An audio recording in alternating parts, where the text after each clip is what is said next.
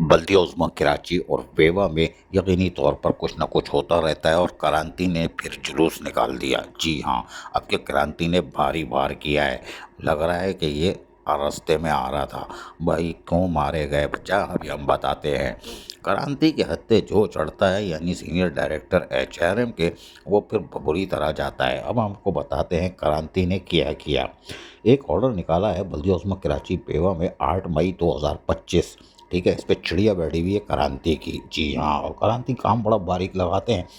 उन्होंने लिखा है कि ये जी general administration and coordination department यानी एसएनजीडी की तरफ से एक लेटर आया था और 2018 वाला उसमें हिसाब से उन्होंने लिखा है कि 5 मई 2025 को खलीकुर रहमान ऑफिसर पास ग्रेड 17। अच्छा, ये भी पास हुए थे। अबे फेल होते तो अच्छी जगह लगते हैं। खैर पास 17 अभी काम कर रहे थे बल्दिया उज़्मा कराची और बेवा में, और उनको रिलीव कर दिया गया है कि मेरा भाई निकलने में कामयाब हो जाओ और बल्दिया उज़्मा कराची से और जाके अपने कंसर्न जो भी हेडक्वार्टर है वहाँ चले जाओ। अब क्रांति तुम्हें ये भी नहीं मालूम कहाँ से आए थे, बड़ी फिल्म है और ये तुमने छेड़ तो दिया है।